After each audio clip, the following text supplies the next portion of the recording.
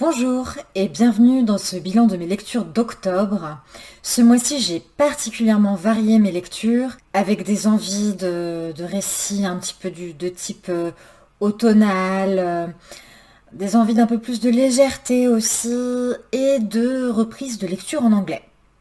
Je vais vous parler de deux romans contemporains, un classique, un polar, deux romans fantastiques et je terminerai par un essai philosophique un peu atypique. Donc comme je vous le disais, c'est très varié. Je vous souhaite un bon visionnage et c'est parti.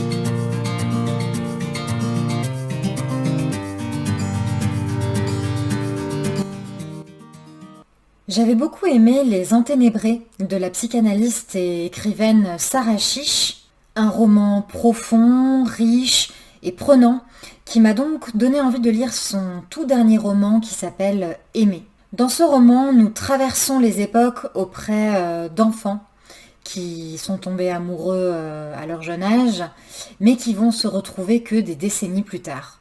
Mais point de romantisme à l'eau de rose avec Sarah Chiche qui déchiquette quelque part les relations, qui aborde des sujets très durs aussi, comme la maltraitance d'enfants, la manipulation, l'empire pharmaceutique aussi et toutes ses dérives, et plus globalement le monde actuel et la terrible situation dans laquelle on se retrouve.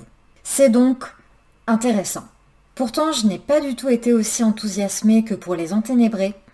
J'ai trouvé que ça se lisait très bien, mais qu'il manquait peut-être quelque chose, peut-être un petit peu de profondeur, je ne sais pas. En tout cas, j'ai trouvé que les événements se succédaient un petit peu trop vite. Il y avait le rythme était peut-être un petit peu trop rapide et je ne me suis pas tant que ça attachée au personnage. Mais malgré tout, il y a une saveur quand même particulière de la part de l'autrice dans sa façon d'écrire la vie. Et donc voilà, je suis un petit peu partagée, mais si vous l'avez lu, je serais ravie d'avoir votre avis. Après S'adapter, roman qui m'avait touchée à propos d'un enfant handicapé, Clara Dupont-Moreau revient ce mois-ci avec un nouveau roman qui s'intitule La confrontation. Le roman est court, il se lit quand même très vite, mais il ne manque pas de suspense.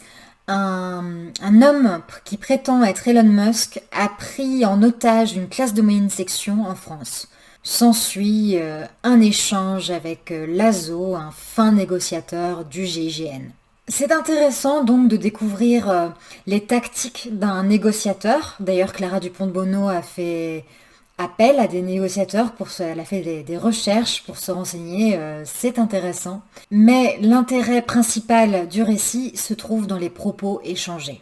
L'autrice développe sur la situation contemporaine autour de l'IA surtout. Donc l'IA, mais aussi plus globalement l'accélération incroyable concernant tout ce qui est numérique, les réseaux sociaux et les comportements des multimilliardaires à leur tête.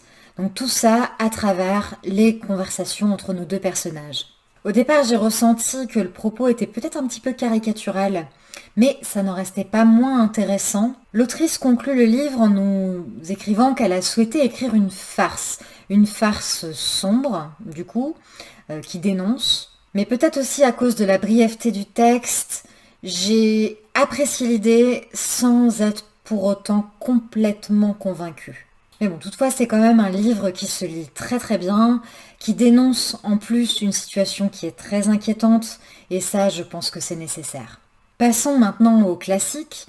Dans cette ambiance automnale, j'ai été attirée par un roman qui s'appelle La Dame en blanc de Wilkie Collins. Je pensais à quelque chose autour peut-être de la légende de la Dame Blanche, mais alors rien de tout cela. Ce roman du 19e siècle est un récit absolument prenant, pas du tout fantastique, où l'on suit une affaire assez complexe avec les points de vue de différents personnages, donc très variés. L'auteur est considéré comme l'inventeur du suspense, rien que ça. Et c'est vrai que j'ai eu un petit peu l'impression d'être comme dans une sorte de thriller de l'époque victorienne. Nous sommes en Angleterre, un dessinateur va intégrer une demeure bourgeoise pour enseigner le dessin à deux jeunes femmes, et à partir de là, tout s'enchaîne. complot, usurpation d'identité, enquête, j'en passe. C'est vraiment très très riche. À cette intrigue se mêle le personnage d'une jeune femme qui s'habille toujours en blanc, qui s'est échappée d'un asile d'aliénés. Il s'avère aussi qu'elle est le sosie d'une des jeunes femmes élèves du dessinateur dont il s'est d'ailleurs épris.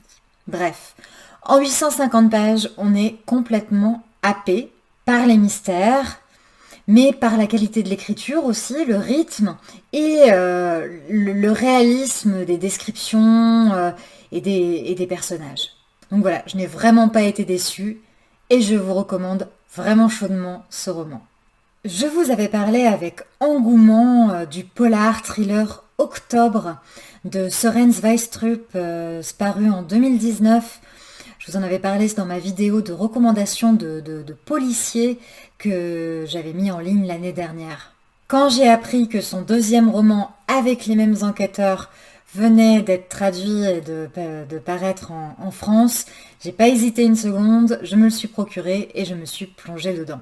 Et je n'ai pas été déçue, 700 pages très prenantes où l'on suit une enquêtrice qui se démène dans une affaire concernant un serial killer qui procède avec un schéma très particulier, puis de façon assez originale, autant originale que terrifiante d'ailleurs. Je ne vous donne pas plus de détails parce que je crois que ça n'en vaut pas la peine. En tout cas, c'est vraiment addictif pour ceux qui aiment ça. C'est aussi accessible dans le style sans pour autant que ce soit trop facile. C'est quelque chose d'ailleurs que je reproche à pas mal de thrillers actuels où je trouve que l'écriture, le style est beaucoup trop simpliste en fait. Il y a des éléments sordides, certes, mais jamais dans un désir malsain de fasciner par le choc, ce que moi personnellement j'apprécie. Il y a aussi beaucoup de rebondissements, réalistes en plus, donc c'est vraiment efficace et je recommande totalement. Dans l'esprit de la saison, et aussi parce que j'en avais entendu parler sur la chaîne Booktube d'Elisa Cab, j'ai lu en anglais The Unmaking of June Farrow d'Adrienne Young. C'était le plaisir de lire un livre plutôt accessible en anglais, langue dans laquelle je ne lis quasiment plus, alors que pendant mes études c'était systématique, et je vous avoue que ça me manque un peu. Mais pour les personnes que ce livre intéresserait, il a été traduit en français sous le titre Parmi les fleurs bruissent les secrets.